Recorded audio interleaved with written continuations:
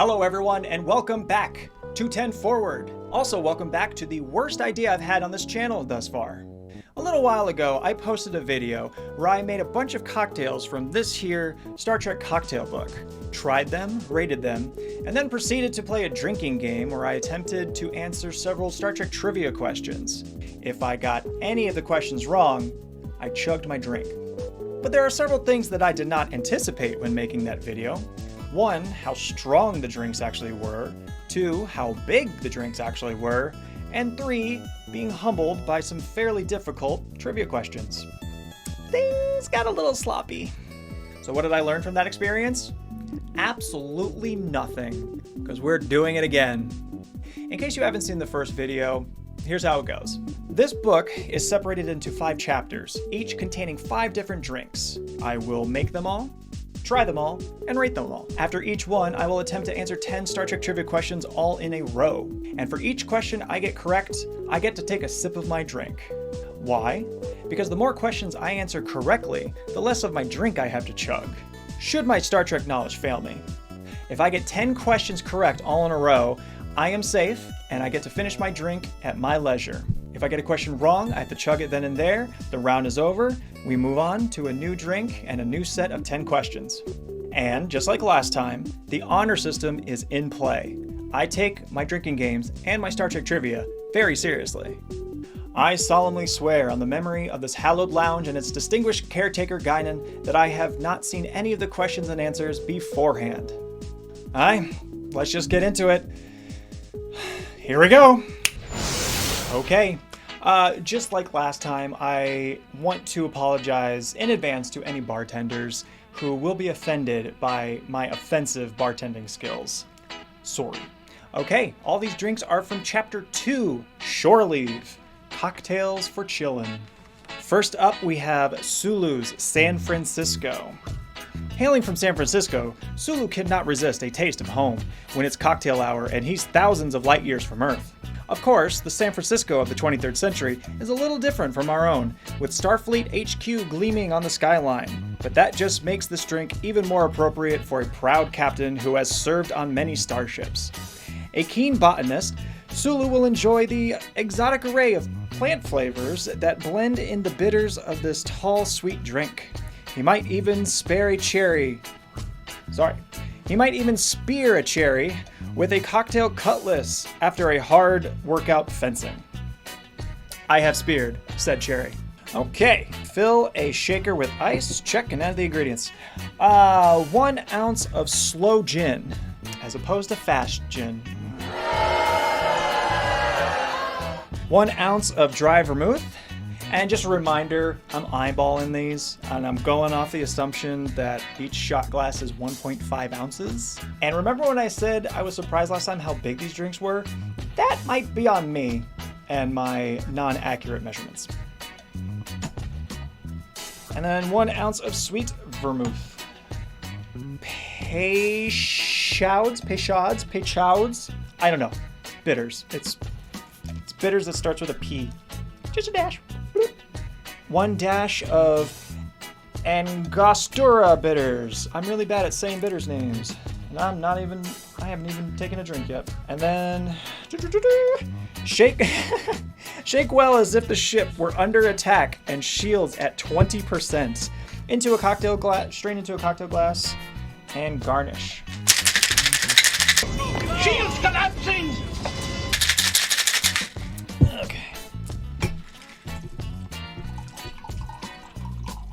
That is a very interesting color. Okay.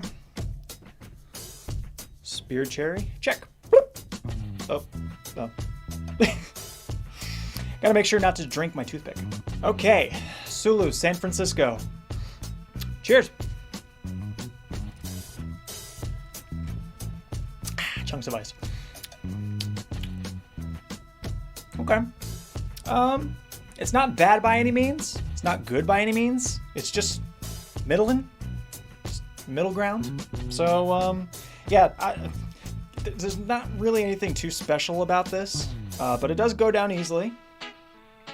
There is a sweetness to it, slight sweetness. So yeah, honestly kind of unmemorable. So yeah, it falls right in the middle. I'm gonna give it 2.5 Scotties.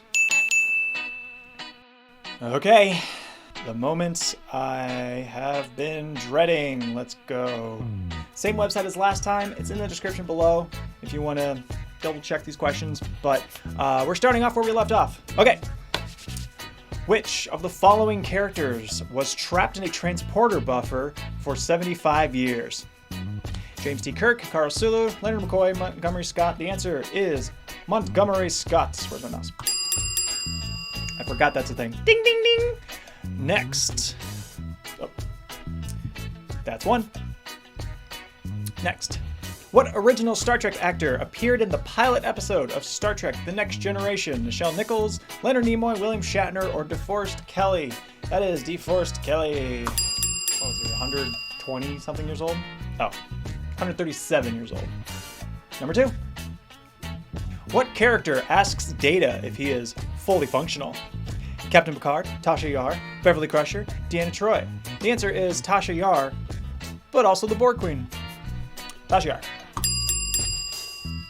I lost count already. Number 3. Who was the first Kelpian to enter Starfleet? Saru, Cole, Ash, Shazad. Saru.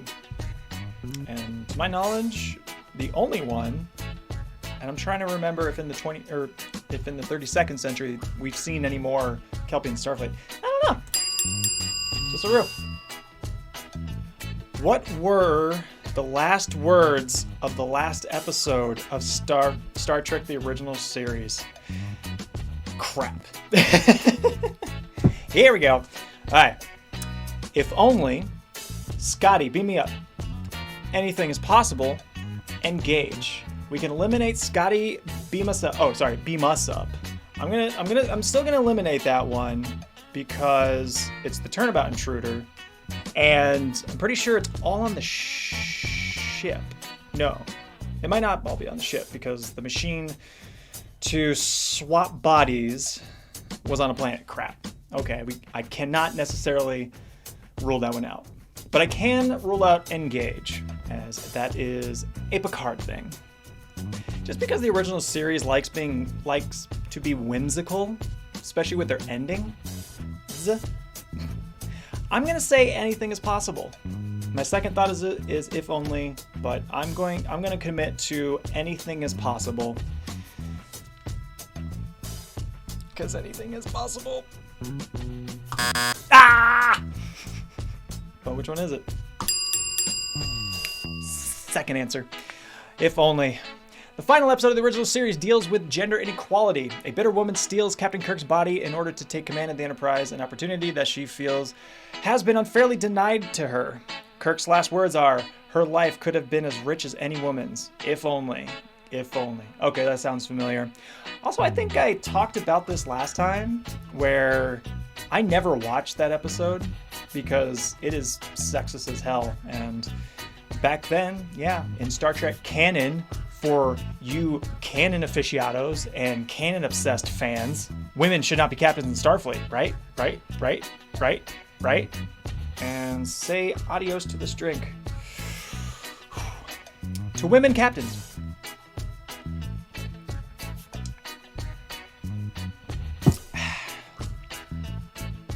Yeah, just a meh drink. So that was a meh chug.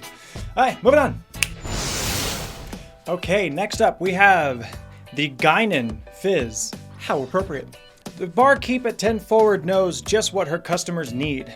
Guinan comes from a race of listeners, and from the slightest word of her regulars, knows whether to serve this classic fizz Tom Collins style with sweeter gin and ice, or classic gin fizz style, a shade more bitter. For garnish, mint, I am not a fan of mint, or cucumber. Provide that summer feeling with a dash of cosmic wisdom on the side.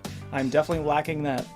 Okay, mix 2 ounces of gin, 1 ounce of lemon juice, a few slices of cucumber, and gum syrup into a cocktail shaker packed with ice cubes. 2 ounces of gin, 1 ounce of lemon juice, A ½ ounce of gum syrup. Yummy. And a few slices of cucumber. 1, 2, 3. Shake intensely with a profound look of Guinan-like mystery on your face.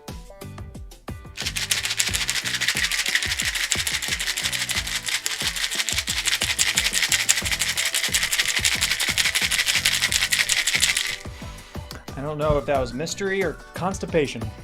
Strain and pour into a tall glass, already filled with ice. Check. Finish. Let's pour it in first.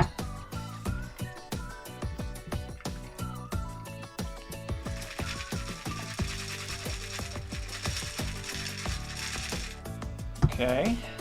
It looks better than I was expecting. Finish with sparkling water. Okay, it does not give an amount, which I hate. Also, I feel like my sparkling water is about to pop. Okay, that's good. Ugh. Okay, I'll top it off. That seems like a proper amount, right? And decorate with the lemon slice or cucumber and mint. Mint is already in there. And variety is the spice of life. Why not both? Cucumber, lemon. I'm Mickey Mouse. Sorry.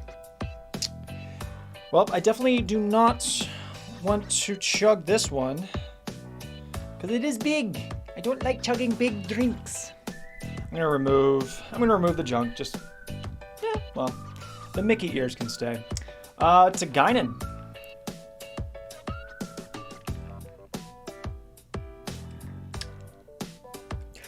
I should have mixed this. It said top of sparkling water and I took it literally. I need to mix this. Be right back. Okay, an off-camera swizzle stick action just took place. So hopefully this is mixed to mine and everyone else's satisfaction. All right, to Guinan properly this time.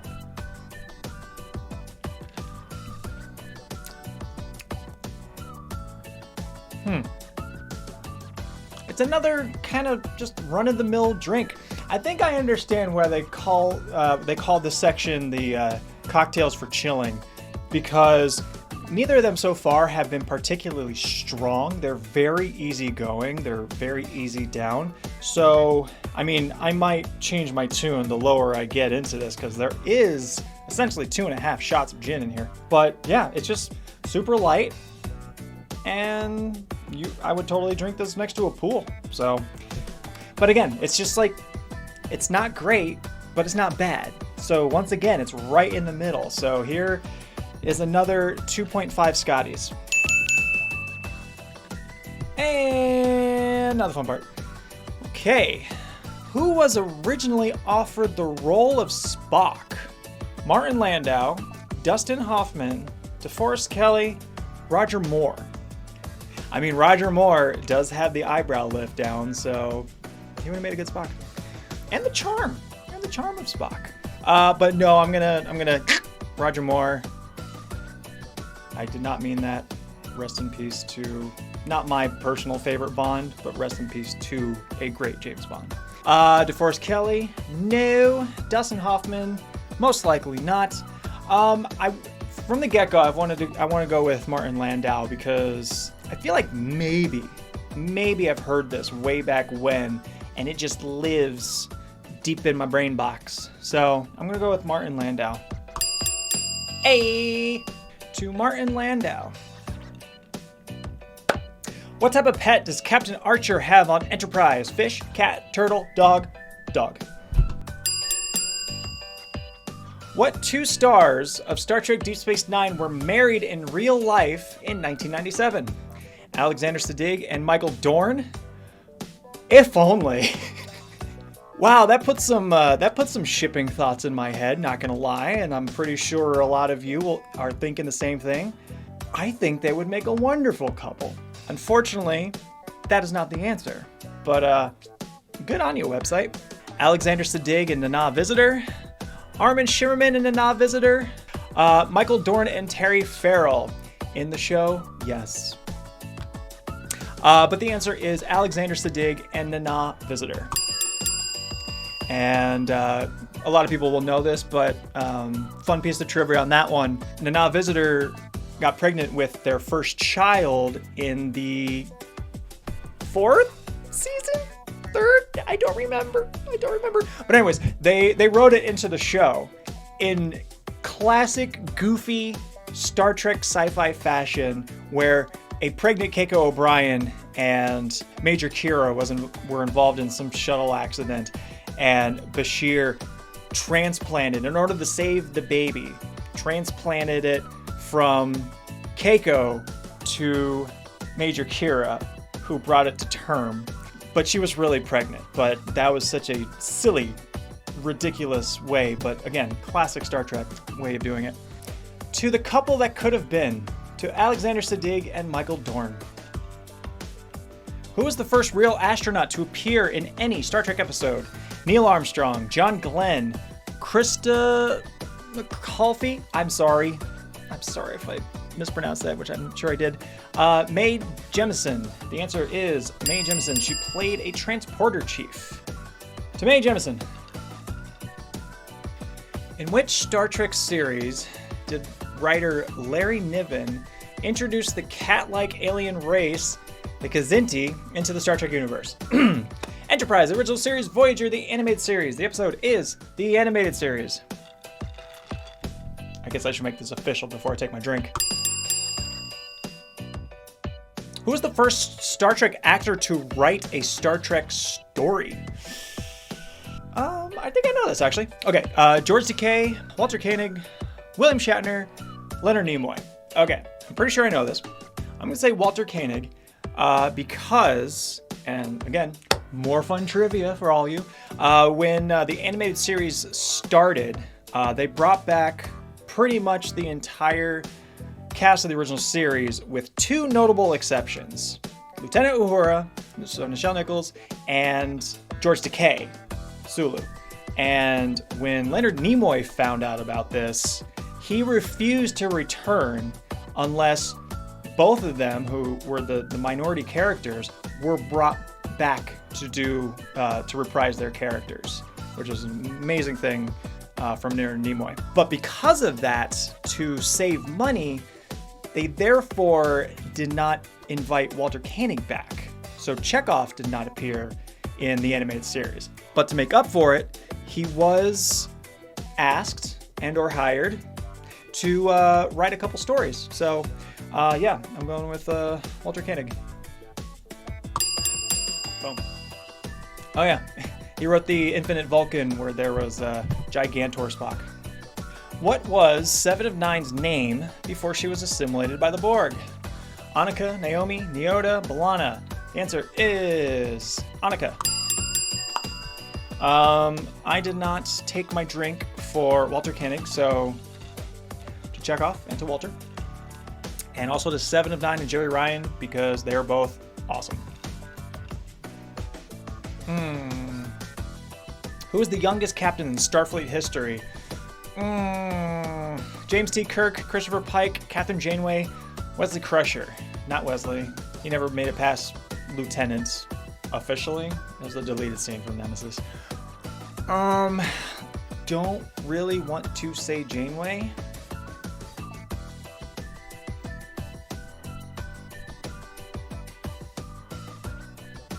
James T. Kirk or Christopher Pike. Okay.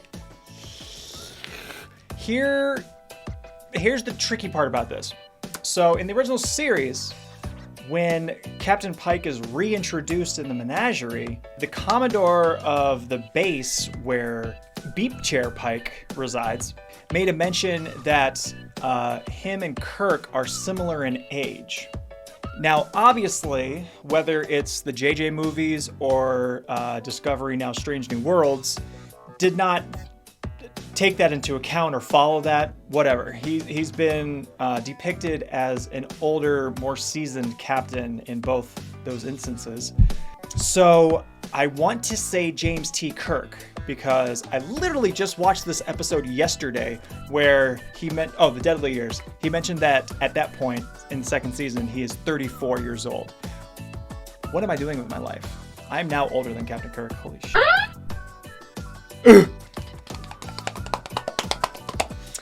So I want to go James T. Kirk because of how Pike is depicted in Strange New World and in the JJ movies. But if we're going off of original series logic, if he's similar age to Kirk and they showed what was going on in the cage, what was it, 11 or 12 years ago from that moment, that would have made Pike like 22, 23. I don't think that... I mean, don't get me wrong, that's damn young.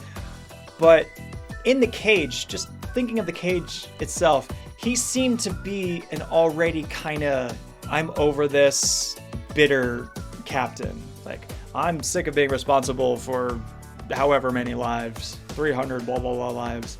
Okay, I'm gonna go with Kirk. I'm going to go with Kirk. Oh, thank God. Okay, according to this website, and people can fact check this all you want. According to this website, Kirk became captain at 34, the youngest captain in Starfleet history at 34. That brings up a whole bunch of canonical issues. Again, for you canon freaks out there. The Deadly Years in season 2, he was already 34, but by the time Where No Man Has Gone Before aired, I don't know, it's kind of implied that he had been in command for a bit. Not a long time, but a bit. Anyways, whatever, don't care. I got that right. Huzzah. To being older than James T. Kirk in the original series and not knowing what you're doing with your life. Cheers. What is the Klingon homeworld? I have to read these? Dachta, Kapacht, Kapla, Kronos. The answer is Kronos. Which, this is kind of like my favorite fun fact that Discovery introduced. Chronologically, from the end of season 1 from Discovery onward, there is a bomb, a weapon of mass destruction in the crust mantle, I forget how far they went, of Kronos. So, I want new Trek writers, and I think it would be best with Discovery. What if they brought that back where in the 32nd century, Kronos just randomly explodes? And Burnham is like, oh, holy shit, I know why that happened. We placed a bomb there 900 years ago to stop a war. Oops. I want that to happen. I really want that to happen. Unless I am mistaken, ladies and gentlemen, question 10. This is question 10. According to Klingon mythology, what is the place where all life began? Really? 9 questions and I only got that far? I'm gonna get 9 out of questions correct and it's still gonna be an utter horrible punishment. I'm gonna take another drink, just cause. My video. Okay, Kitu, Klondach, Parmach, Puda Dakcha. It's the nerdiest I've ever felt because it is the most Klingon I've ever spoken, believe it or not. We're not Parmach. That essentially means love. Finding Parmach in all the wrong places. I am going to eliminate Kwandach because I'm pretty sure that Martina, is it Marta or Martina? Pretty sure it's Martina. Marta. In Star Trek 6, tells one of the prisoners in Rura Penthe, Kwandach, to like go away. Krandok, Arenty. Krandok! But now I realize, would she be speaking Klingon to a non-Klingon alien race? Maybe? I don't know. But I'm going to eliminate that just because I'm pretty sure it's Kwandach, and she said Kwandach and had a totally different meaning. Oh, wait. Whoa. I remember. I'm going to say Kitu because that was the name of Shakari in Klingon that was said by General Cord. Because, like, on the bridge, when they first discover Shakari, they go person by person saying their version of Shakari. Eden. I forget the Romulan one. Vitor or something like that. And General Cord's like, Kitu. Shakari. Kitu. Por favor. I hope I'm remembering that correctly. So, Pudak Cha. If I'm wrong, it's going to be that one because I have no idea what Pudak Cha is. Gitu. A victory early in the video. Woo! I should clue people into how bad the last time went if I'm celebrating a victory that much this early. So, Gitu is a Klingon term for paradise. And the source of all creation. Okay. I'm so glad I recently rewatched Star Trek V. Said no one ever. But yeah, I'm gonna finish this on my own time. I'm gonna enjoy it as it should be enjoyed. And yeah, see you in the next one. 2 drinks down, 3 to go. Next up is Spock's Slipper. As green as the blood of a Vulcan, this drink is perfect for sharing a Spock-like moment of contemplation on your favorite holiday world. It would perhaps meet with Mr. Spock's approval, as the bright green Midori generally has half the alcohol content of many cocktail mainstays, such as the bourbon in Dr. McCoy's Mint Julep. I bet that's in here. I don't know. I hope so. A sweet liqueur, Midori, which means green in Japanese. I did not know that. I did not know that. Also, I can't imagine what the Midori bottle looks like with the green screen. It's probably just like a floating label and cap. Midori, which means green in Japanese, works well melded with lemon juice. Excuse me? The recipe says lime juice. False. To create the perfect Vulcan balance. For a warm spring or summer day on an M-class planet, it's the logical choice. Okay. Fill a cocktail shaker with ice and add the ingredients. Done and done. Well, the ice part. Okay, we got 2 ounces of tequila. Wasn't the last Spock or Vulcan themed drink also with tequila? We start with 4 3/4 ounces of tequila. If this is what Vulcans drink, they have more superior superhuman power than we are aware of, because good freaking lord. 1 ounce of Midori. Green. And 1 ounce of lime juice. So somebody made a mistake there, publisher. Garnish with a melon ball or cherry. I'm gonna go with cherry because I was too lazy to bother getting a melon or a melon baller. So, wait, that's garnish. So, plop. All right, shake well. Roger, Dodger.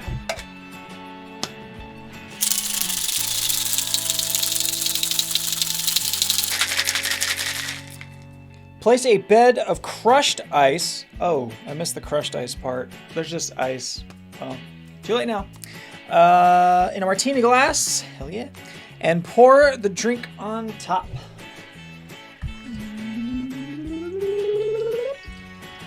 What is it? Well, it's green. Again, with the green screen, I swear I'm pouring a drink in here. I swear. But it is so green. All right, I'm gonna work some editing magic to show you how green it is. Green. What is it? It is.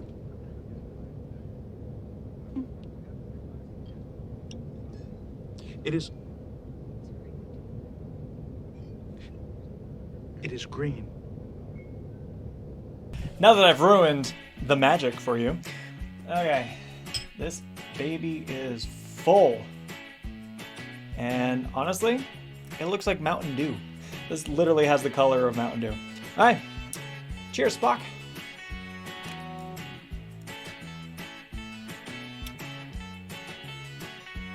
Woo, that's sour. Oh, that's tart. I might have overdone it with the lime juice. Oh, that's tart. Woohoo. I don't want to chug this. I'm a sour wuss. I absolutely am a wuss when it comes to sour things.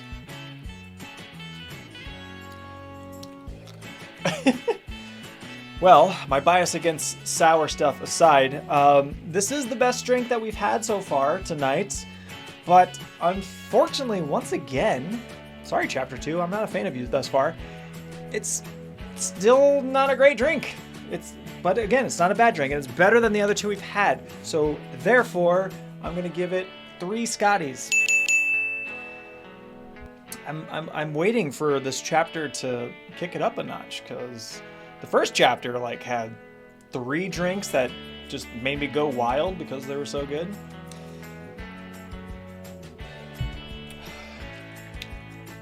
Okay, I'm getting used to the tartness now. Even so, chugging this would not be fun. So, how's about 10 more trivia questions answered correctly, so I do not have to chug that. All right. What was the first ship James T. Kirk served on? The USS Farragut, USS Dakota, USS Enterprise, USS Yorktown. That would be, because I'm pretty sure it's the only other ship mentioned in Kirk's career, the USS Farragut. Okay, what is Chekhov's first name? Pavel, Anton, that hurts, Vladimir, Alexei. The answer is Pavel. Oh, I did not drink to USS Farragut, so to the Farragut. I just realized that ship has a lot of bad luck, because in the original series, 200 of its crew members were killed by that cloud creature. And then in Star Trek 09, Farragut was definitely part of the fleet that got destroyed by Nero, so do not serve on a ship called the Farragut. Now a cheers to Anton Yelchin. To this day, it still is shocking and tragic, so to Anton. Oh. What is Kirk's middle name? Titus, Tiberius, Tobias, Tyrone. The answer is obviously Tiberius. James Tiberius Kirk. Or James R. Kirk. Canon people, canon watchers, canon purists. James R. Kirk, right? If you haven't learned by now, I don't give a shit about canon purists and their canon. Canon's like a perk. What matters most is story, the story they're trying to tell, and then if you can match canon, great. If not, who gives a shit? Which of the following starships survived the Battle of Wolf 359? Well, it's chug time. USS Hawaii, USS Melbourne, USS Saratoga, USS Yamaguchi. I don't know. It's not the Saratoga. That was Cisco's ship that got destroyed. Melbourne. I know that name. From where? Melbourne. Okay. Just because it's familiar, I'm kind of leaning towards Melbourne. Do I know where I remember it from? But if I remember it, that means it's like gotta be post. The odds are it's post Wolf 359. Yeah, I don't know. Oh god, I feel a chug coming. I'm gonna say the Melbourne. Let's give this one final thought. Mind Palace time. Yeah, I got nothing. I'm going Melbourne. Ah! No. I don't want to chug this one. This is going to be the worst. I don't know. I'm just going to go through them. Hawaii. Although it's suffered... Wait! No! I finally remember what the Melbourne is! Ah! I finally remember what the Melbourne is! That was the ship that Riker was offered a command for and was destroyed in 359. And there was that moment of, oh, that could have been me. The Tolstoy. The Kyushu. The Melbourne.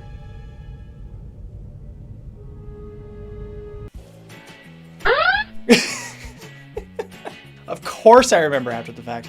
Although it suffered heavy damage, the USS Hawaii survived the Battle of Wolf 359. and was salvaged after the battle and restored. Of the 40 ships Admiral J.P. Hansen gathered to battle the Borg, it was the only one to survive. I need to know where that was said. I want to know where that was said. Insert memory alpha graphic now.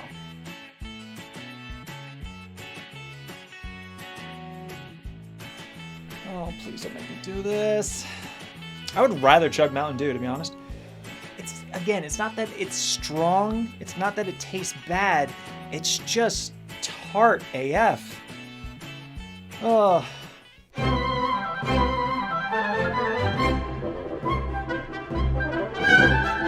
I take that back. It is strong. Hi, tequila. Ugh.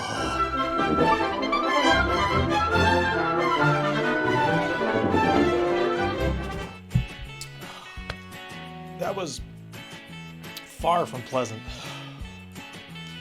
Next. 3 drinks down. No. Yes. 3 drinks down, 2 to go. I'm not gonna lie, that last one is kicking some booty. Yes, confirmed. 2 drinks left. Okay. Next up, we have the Ferengi Wallbanger. I'm sorry, but every single time I think of Wallbanger, like Harvey Wallbanger, I just think of that incredible scene from Doctor Who. Harvey Wallbanger! Shake, shake, shake! Cocktail shaker, what do you want, a Harvey Wallbanger? Harvey Wallbanger? Well, I don't know! Bring yourself all the joy of happy hour at Quark's Bar with this potent Ferengi potion. As the weather is always bad on the Ferengi homeworld, what, you can't say Ferenginar? They need can't-fail fun drinks to blow away the blues. The Ferengi, like a good trade, are happy to exchange an evening of partying for a hangover. Be careful when drinking the Ferengi.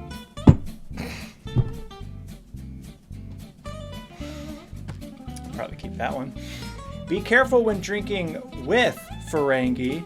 After a couple of drinks, they may wish to exchange umox, a sensual ear massage. Just saying. Okay, put a cherry into a highball glass, then build an ice stair to the top. I don't know what that means. Okay, if I'm to assume, it means I place some ice, put an ingredient in, place another, some more ice, put an ingredient in. So that's what I'm gonna do. A little bit of ice, sure.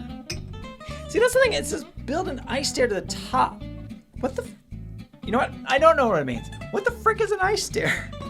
Regardless, I'm doing the stair that I think it is. So, pour the vodka in, which is 2 ounces of vodka. Then add the orange juice almost to full. Okay, so this is a take on a screwdriver. Almost to full. Let's go here. Yeah, that's pretty almost full. Yeah, screw this whole stair thing. I'm adding the rest of the ice. This is probably gonna make it full. That's pretty darn full. Let's see what happens. With the artistry of Quark, gently add the chartreuse. Okay, this is where the drink I make is going to differ the most from the recipe. So, the recipe calls for green chartreuse. I went to 2 different places and neither of them had green chartreuse. But anywho, I did Google what are some good substitutes for green chartreuse. Chartreuse. And I chose plum brandy as my substitute. But interestingly enough, another option was absinthe. I feel like these are totally different substitutes, but yeah, so it calls for 1 tablespoon of green chartreuse. I feel like even a tablespoon of absinthe would kill me, so I'm sticking with my decision. Boop. 2 tablespoons of Guyano. It's something I never knew existed until today, with over 30 herbs and spices. Oh boy.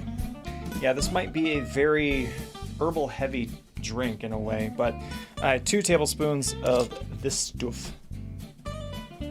Oh! Oh! And it has one of those pour stoppers too, so you know this is not for like active consuming.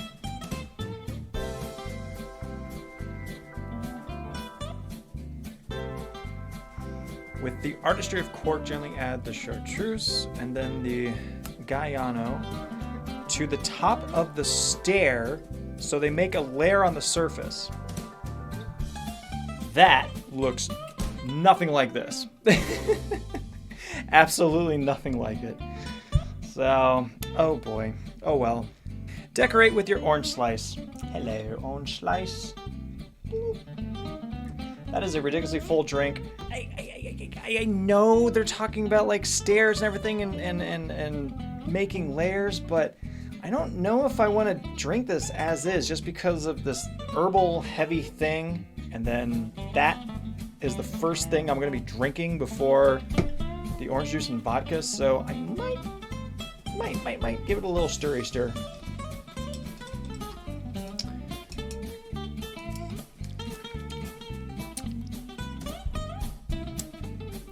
Oh, the herbal is so intense. Okay, Ferengi Wallbanger. And hopefully this doesn't cause me to bang my head against a wall. Cheers.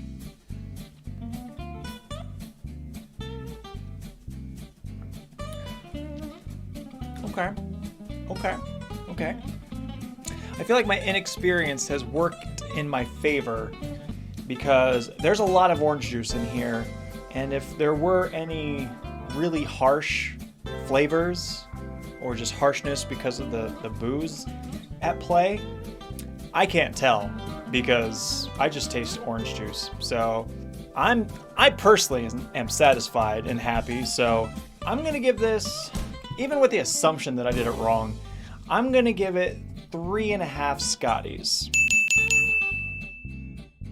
It continues the trend of being the best drink so far tonight. Still not great though. So this last drink better knock my socks off, but I'm always satisfied with a good screwdriver.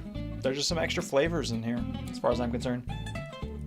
That being said, do I want to chug it? Absolutely not. So let's go. Which Star Trek captain loves baseball? Benjamin Sisko, James C. Kirk, Jonathan Archer, Jean-Luc Picard. The answer is Benjamin Sisko. To baseball, my favorite sport. Go Toronto Blue Jays. Who convinced Nichelle Nichols not to leave Star Trek after the first season? Sidney Poitier, Martin Luther King Jr., Gene Roddenberry, Lucille Ball. The answer is Martin Luther King Jr., and I'm sure the majority of people watching this already know this story, but it's a great story, so I'm going to tell it anyways. At the end of the first season, Nichelle Nichols was a little disheartened. She just felt like all she did was say, "Hailing frequencies open, Captain. They're hailing us, Captain," and just sitting in the chair doing nothing. And she was at an event where someone walked up to her and said, "Hey, a fan wants to talk to you." And she's like, "Okay, bring them over." And up walked Martin Luther King Jr. And he said that he's a huge fan of hers and the show, and that Star Trek was the only show that he would let his kids watch at night, specifically because it depicted a black woman, a woman of color, on the command bridge of a starship amongst all other races as an equal. And he said that is such a powerful message to get out there. She was flattered, but mentioned that she was planning on leaving the show. In fact, I'm pretty sure she had actually told Gene Roddenberry after the end of the first season that she was leaving. And Martin Luther King was like, "No, you cannot. You have no idea how important it is. The depiction of us being in the future, working together with everyone else, how important that is to everyone." And so because of that encounter, she stuck with the show, and the rest is history. So to Nichelle Nichols, she was amazing, and she leaves behind one hell of a legacy. To Nichelle. All right, where were we? I guess I should put in my answer and make it official, but yes. Martin Luther King Jr. Who was Spock's mother?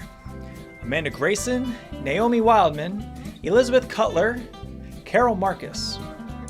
The answer is Amanda Grayson. To Spock's mom. Which Star Trek series has a female chief engineer? Deep Space Nine, Voyager, Next Generation, Enterprise. The answer is Voyager. B'Elanna Torres. To B'Elanna. I've always loved B'Elanna, and in fact, in my youth, I had a major crush on her. Not gonna lie. Oh hey, I mentioned this earlier. What creature killed half the crew of the USS Farragut? Bear with me while I butcher this name. Dicuronium. Dicuronium? Dicuronium.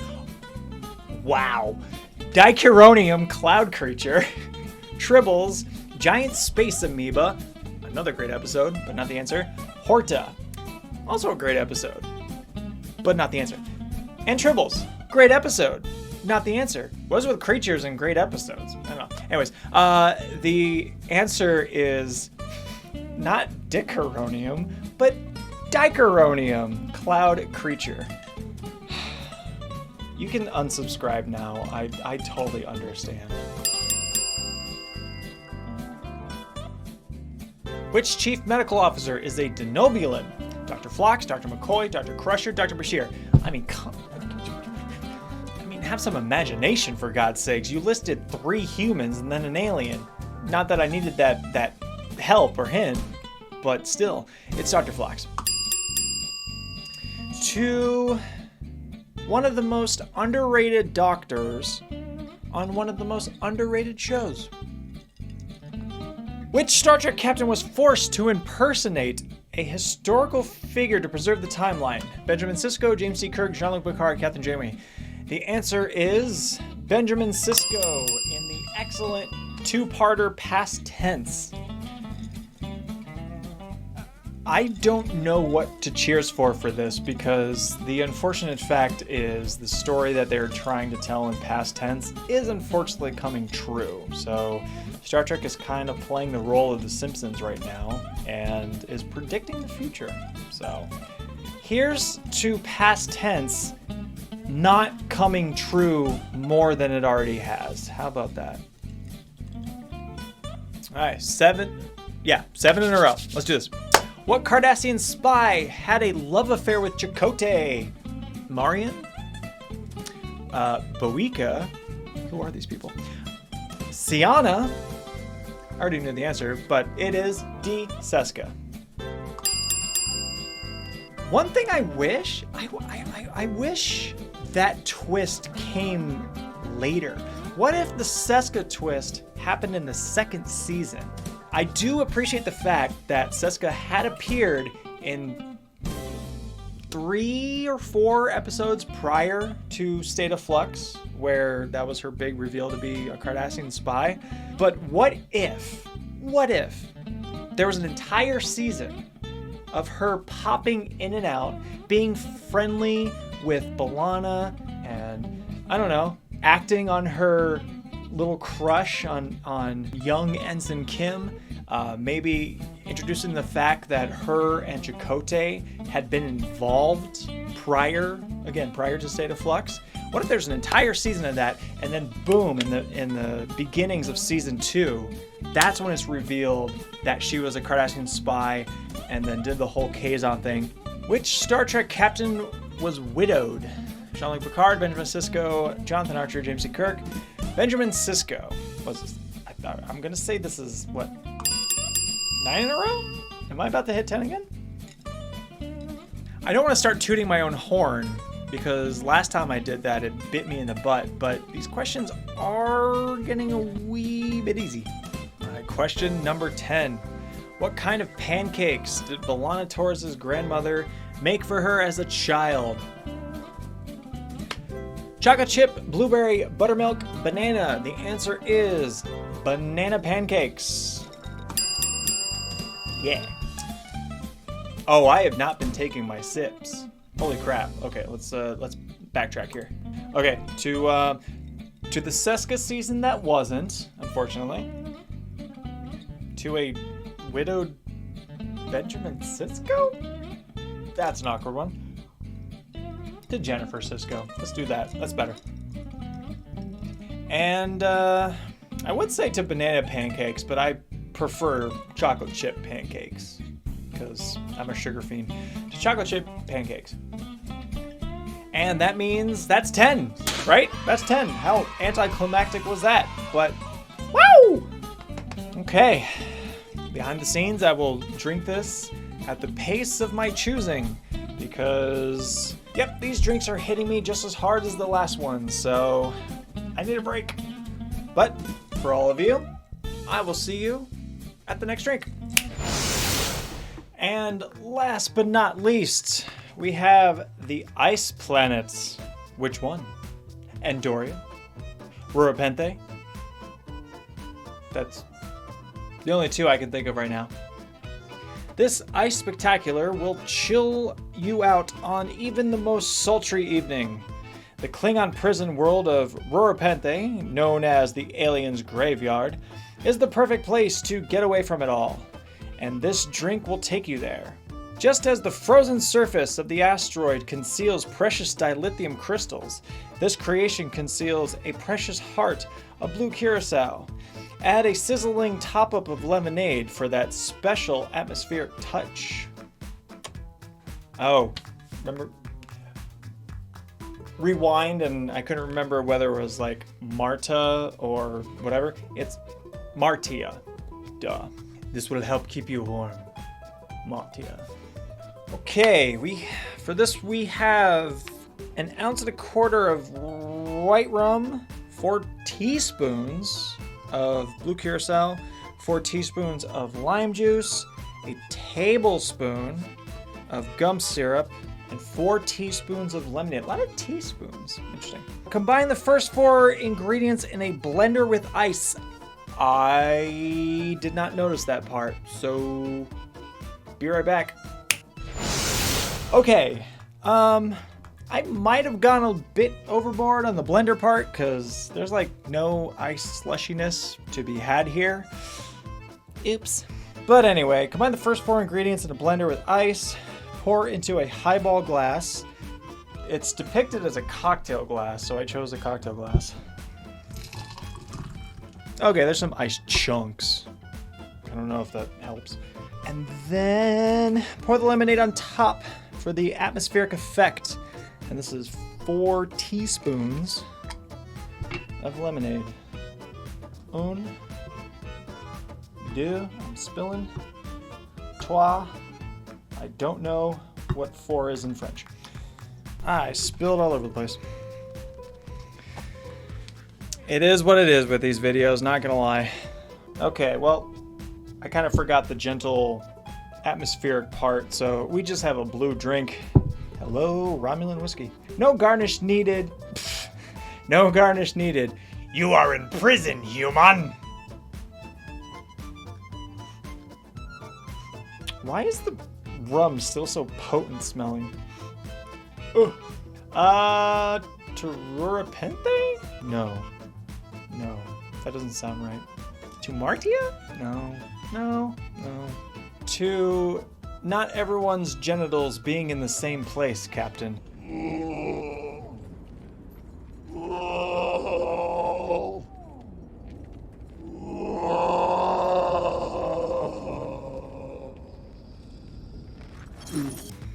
Cheers.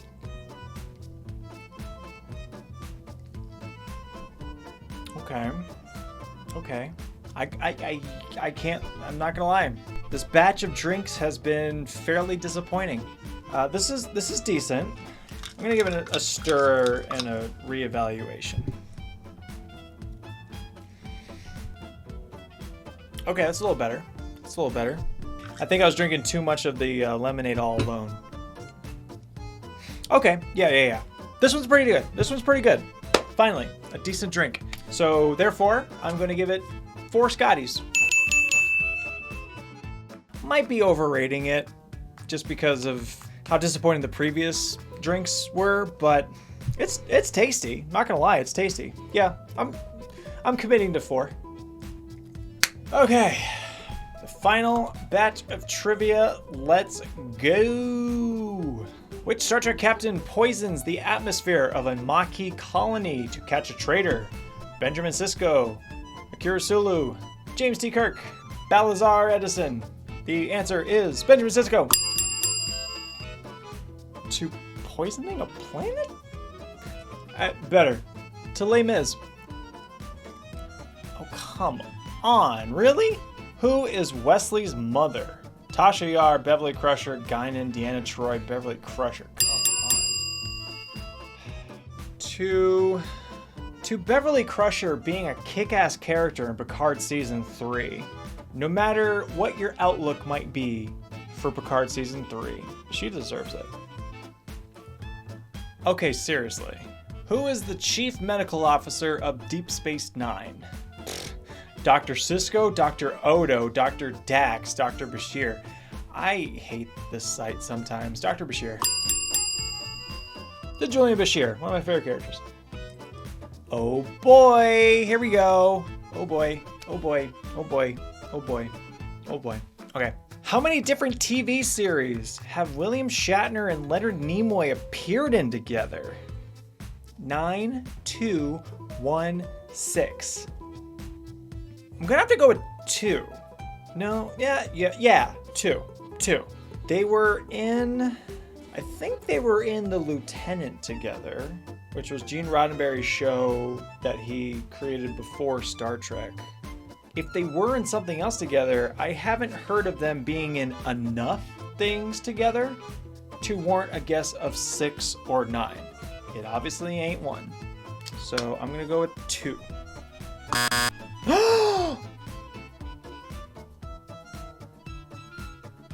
Okay, 6? Oh, that is, oh my god, I did not think this one through. Oh, I did not think this one through. I was thinking, how many TV shows did they appear together before Star Trek? In which case, I'm just wrong across the board. I'm accepting this loss. I'm just wrong across the board. Shatner and Nimoy have appeared together in episodes of 6 different series. The Man from U.N.C.L.E., Mission Impossible, Star Trek the Animated Series, and these I should have known, TJ Hooker, and Futurama. Oh, wow. I deserve this loss. I deserve to chug this one because I did not think that through whatsoever. My only hesitation at chugging this right now is that there's just an absolute top layer of chunks of ice because I'm apparently bad at blending things. At least it's a very small amount compared to the other amount of drinks. Compared to the amount of other drinks that I've had to chug in the past. To a great bromance between Shatner and Nimoy. Whether it was good or not, whether it ended on a high note or not, I don't care. To the bromance between Shatner and Nimoy.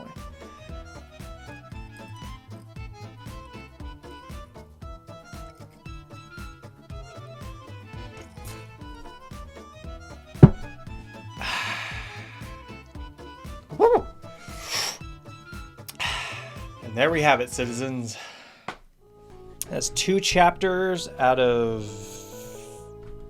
8. Oh, so when I said in the beginning of this video that there are 5 chapters, each containing 5 drinks, no, there are 8. Get ready for 6 more of these. Oy. Well, I am happy to say that this went far smoother than last time. I still had to chug 3 out of 5 drinks, which is not good, but I do feel better than last time. Last time was just meh. But yeah, these are fun. These are fun. I have fun doing these. I have fun making some delicious cocktail concoctions, even though I do hope section 3 is a bit yummier than section 2 was. The first section was tasty. That was tasty. There were some good drinks there. Well, everybody, I hope you enjoyed this. I survived. That is the positive part of all this. I survived. But yeah, I hope you enjoyed this, and there's gonna be more. 6, according to this book. 6 more. Yeah, final thoughts, as usual. I want to thank you all for joining me tonight. Or whenever you watch this. It's nighttime right now for me. I want to thank you for watching. I want to thank you all for being awesome and amazing. Whether you're a sub or not, whether you hated this or not, I don't care. You're all great. You're all amazing. But most importantly, I hope you all live long and prosper. Mwah. Bye-bye.